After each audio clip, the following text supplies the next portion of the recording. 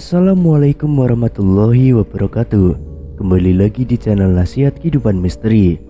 Pada video kali ini saya akan membahas tentang Nabi Muhammad sebut nama Indonesia. Indonesia merupakan negara terluas ke-14 di dunia dengan jumlah populasi penduduk sekitar 270 juta jiwa.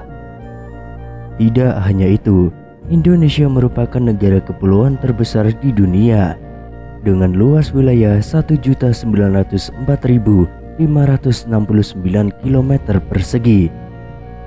Indonesia juga memiliki pulau sebanyak 17.504 pulau dan menempatkan Indonesia sebagai negara dengan pulau terbanyak ke-6 di dunia. Selain itu, penduduk Indonesia merupakan penganut Islam terbesar sekaligus terbanyak di dunia. Sebagai warga negara Indonesia, tentu kita akan bangga jika ada negara lain menyebut nama Indonesia. Apalagi yang menyebut nama Indonesia sekelas artis dunia atau tokoh dunia. Tentu rasa kebanggaan itu akan jauh lebih besar. Lantas bagaimana jika yang menyebut Indonesia adalah tokoh umat muslim sedunia, yakni Nabi Muhammad SAW? Tentu ada rasa bangga yang tiada tara. Nah, ternyata nama Indonesia pernah disebut oleh baginda Rasulullah SAW. Abuya Sayyid Muhammad bin Sayyid Alawi Al-Maliki Al-Hasani yang mengungkapkan bahwa Nabi Muhammad SAW menyebut nama Indonesia.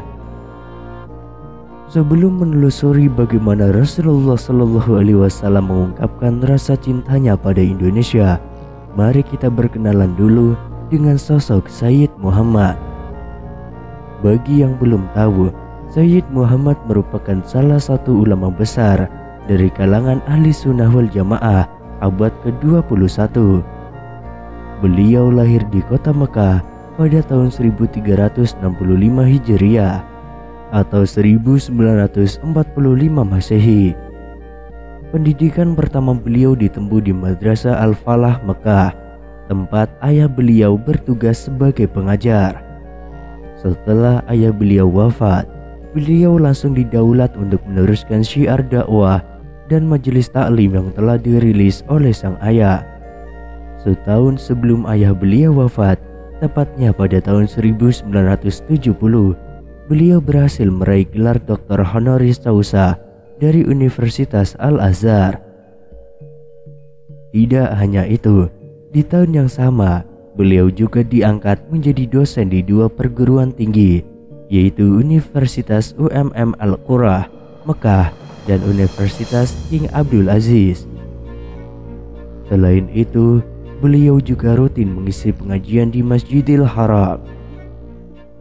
Setelah cukup lama menjadi dosen di dua universitas, beliau memutuskan untuk mengundurkan diri dari jabatannya dan lebih memilih untuk fokus mendirikan majelis taklim di kediamannya sendiri. Sebagai seorang ulama, selain bertugas mengajar di berbagai majelis keilmuan, Sayyid Muhammad juga produktif dalam menulis beberapa kitab karya beliau sendiri.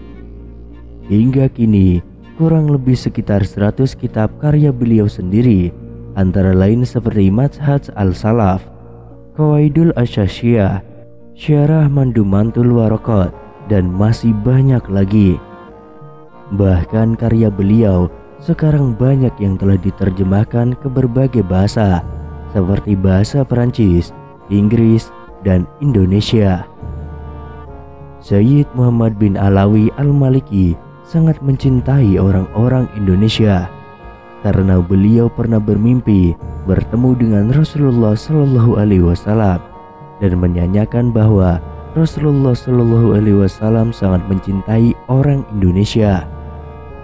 Meski setiap nabi mencintai dan mengasihi umatnya, namun menurut ahli tafsir Profesor Quraish Shihab, kecintaan dan kasih sayang Rasulullah SAW kepada umatnya jauh lebih besar dibandingkan para rasul dan nabi sebelumnya.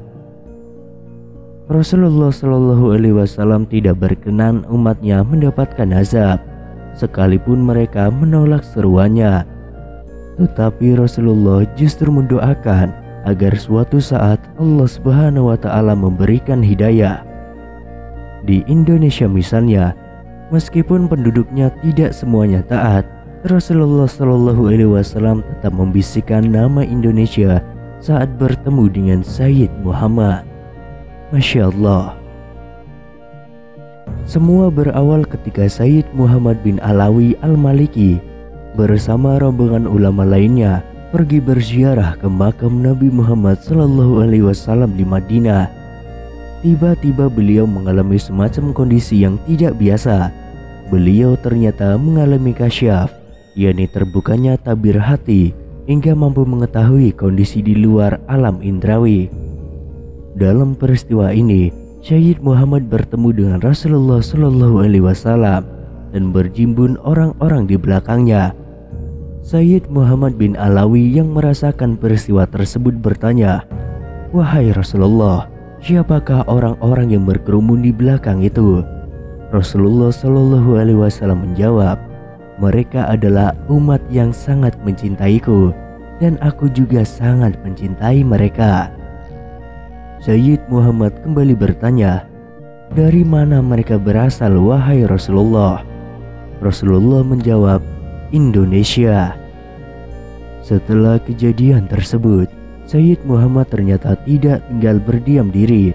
Sebagai bukti kecintaannya, beliau adalah mendirikan pondok khusus untuk santri-santri berasal dari Indonesia.